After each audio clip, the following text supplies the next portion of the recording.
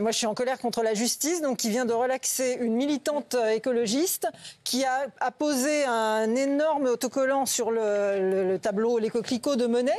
Donc, elle a été relaxée. Elle était récidiviste, c'est-à-dire qu'un an avant, elle avait fait la même chose. Elle avait eu juste 2 mois de sursis et les fameux stages de citoyenneté. Ça montre l'efficacité, puisqu'un an après, elle recommence.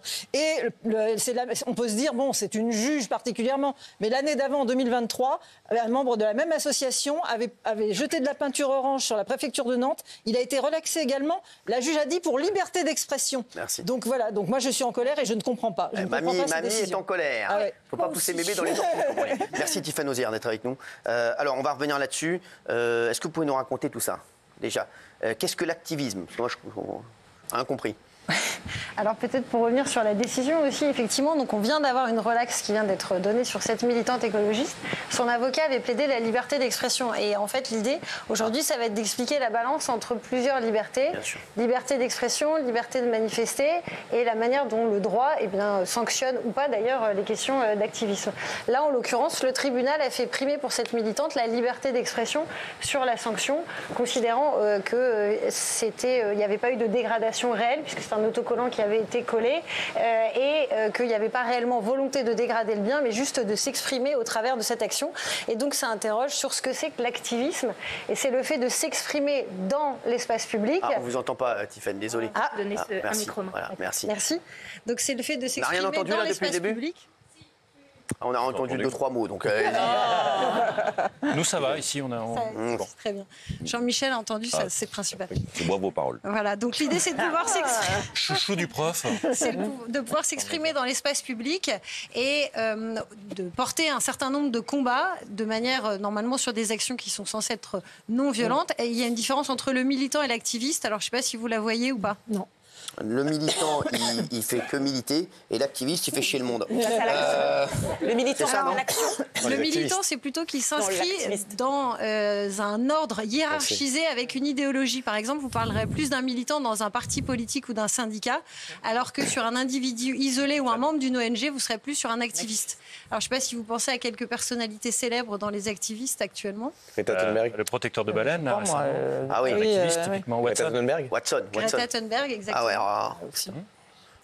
et vous Greta avez... Thunberg. Il y a des vrais et des faux. Le vrai, c'est Watson, le faux, c'est Caron. Dites pas du mal des autismes. Oui, merci. Et vous avez des figures C'est encore une historiques. autiste. Vous avez évidemment des figures historiques comme Martin Luther King. C'est excusez-le. Il raconte sa vie, on s'en fout total.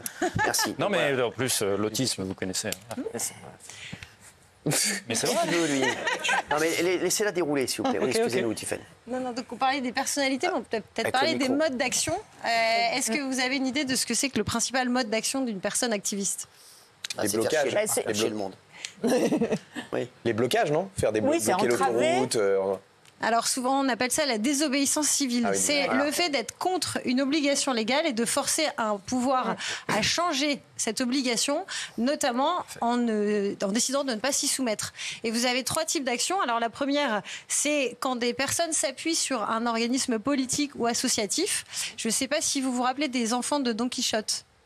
Qui s'était installé sur le canal Saint-Martin avec des tentes et l'association Droit au logement pour rendre opposable à tous le fait d'avoir un droit au logement.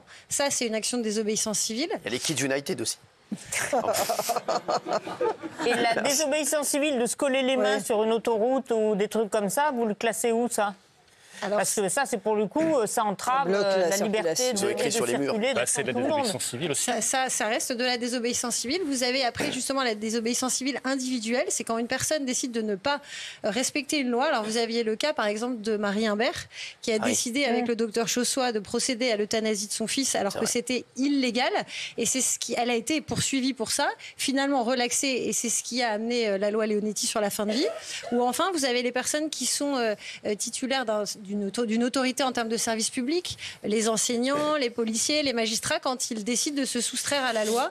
Je ne sais pas si vous vous rappelez du cas des professeurs en 2019 qui ont gardé les copies de bac, qui ne souhaitaient pas les rendre parce que justement ils étaient contre la réforme du baccalauréat. Oui.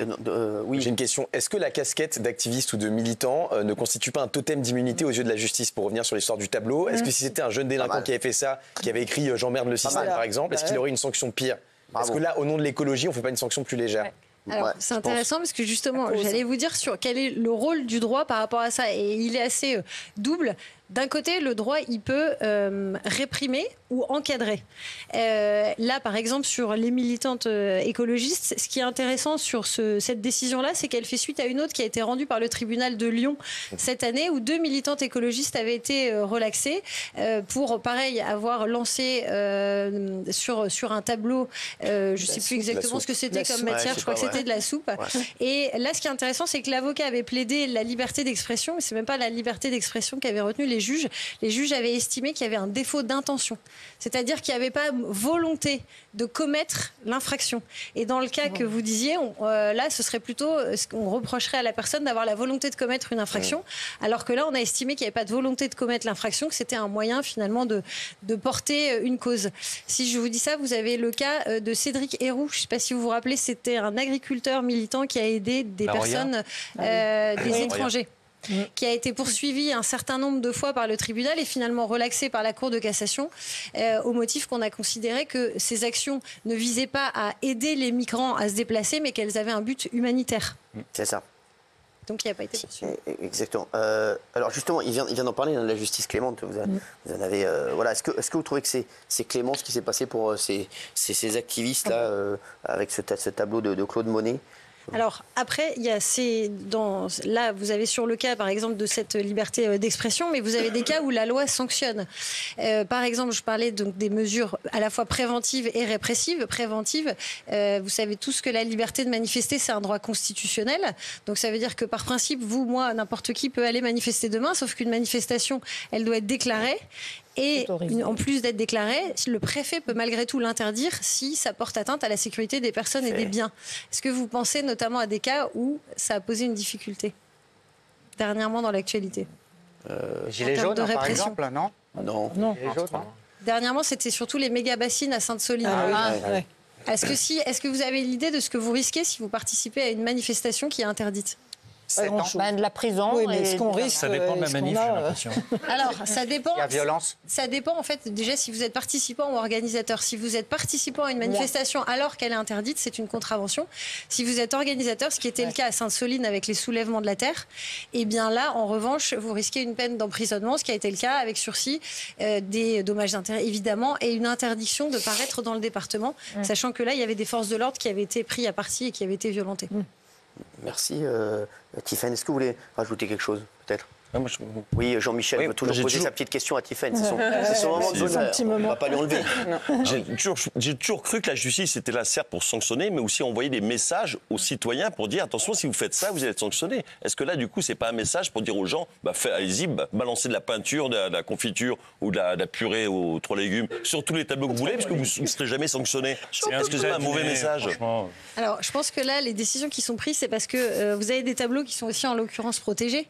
Donc, sur la dégradation d'un bien culturel, ce qui avait été dit, c'est que la personne n'a peut-être pas réellement l'intention puisqu'elle sait que le bien est protégé, donc il ne sera pas atteint.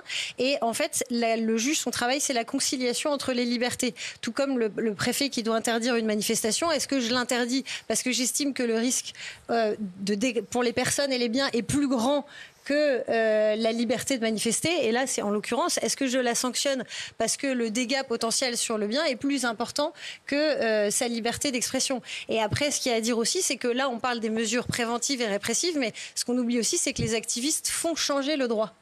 C'est-à-dire que vous avez plein de personnalités dans la société. Si on pense à Gisèle Halimi, notamment sur l'avortement, eh bien aujourd'hui, c'est un droit constitutionnellement garanti parce qu'il a été défendu par quelqu'un qu'on a pu considérer activiste. C'est le cas de Badinter avec la peine de mort. Ou Cédric Héroux, que vous mentionniez tout à l'heure, ça a donné le fait d'enlever le délit de solidarité dans le droit. Le droit de mettre de la soupe sur des chefs-d'œuvre.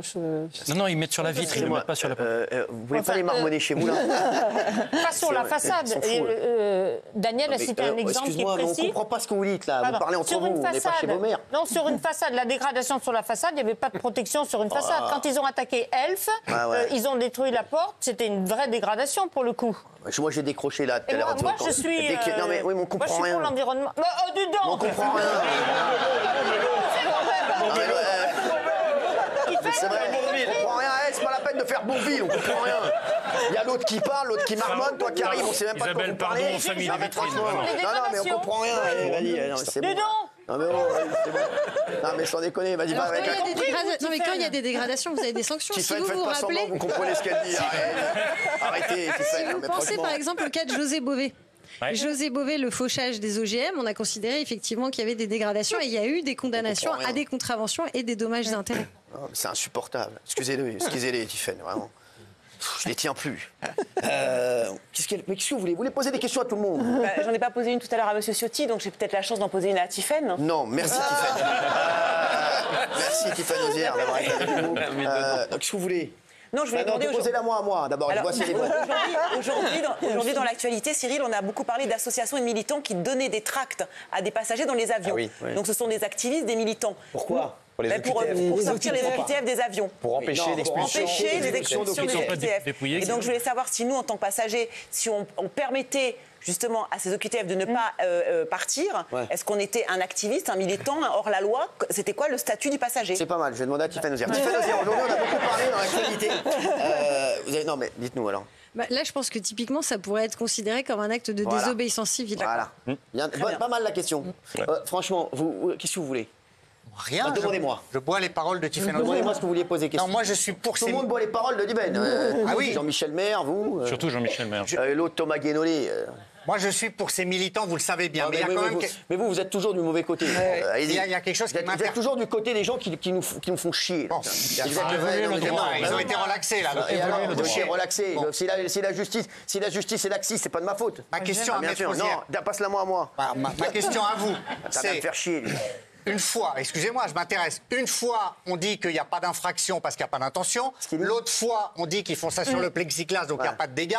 Il y a une vraie volonté de la justice de ne pas les sanctionner. Une vraie volonté politique et judiciaire de ne pas les sanctionner. Ça aurait été quelqu'un d'autre, je peux vous dire qu'ils auraient pris dans la gueule. C'était ma question. C'est ça ce qu'a demandé Raymond tout à l'heure. Donc si vous écoutiez un tant soit peu l'émission, Raymond a posé la même question il y a ça 10 minutes. Donc merci.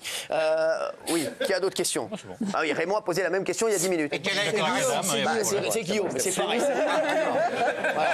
C'est exactement ce qu'a dit Guillaume. Ouvrez vos escourdes, hein. Voilà, je vous le dis. Hein. Merci. Excusez-les, Tiffany. Excusez-les, Tiffany, je les tiens plus. Oui, qui a une question là? Dépêchez-vous. Vous n'avez pas de question? Ah non, surtout pas.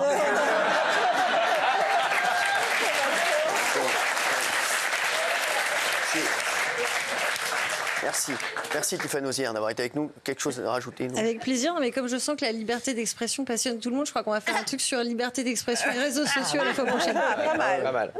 Liberté d'expression avec moi, ça va être difficile. Je serai jamais pire que certaines personnes. Merci Tiffany Ozière d'avoir été avec nous. Vous avez été excellente une fois de plus. Excusez-les pour leur indiscipline. Merci. Vous n'avez pas de questions à poser, vous? Si. Vous n'avez rien compris au sujet, vous? Si, j'ai compris. Si, j'ai une question. Non, mais les Français, ils aiment beaucoup se mettre tout nus pour manifester. Est-ce que ça fait d'eux des activistes? Ah bah, on ne s'attendait pas à cette question. Alors, ça dépend dans quel but ils se mettent nus. C'est-à-dire que, par exemple, vous avez eu des femmes qui se sont mis nues pour porter la cause féministe, ou par exemple le fait que des femmes se mettaient nues à des manifestations en disant pourquoi les hommes auraient le droit d'être torse nu dans l'espace public et pas les femmes. Donc là, si c'est au fin de revendiquer une cause, on peut considérer que c'est de l'activisme. Après, si c'est juste parce que c'est des gens qui sont nudistes et qui sont sur la plage... Chaque année, je suis pas activiste. Ok, merci. Excusez-les, Tiffany. Je ne les tiens pas. Vous savez, j'ai une classe difficile tous les jours. Moi, vous venez qu'une fois par semaine. Oh,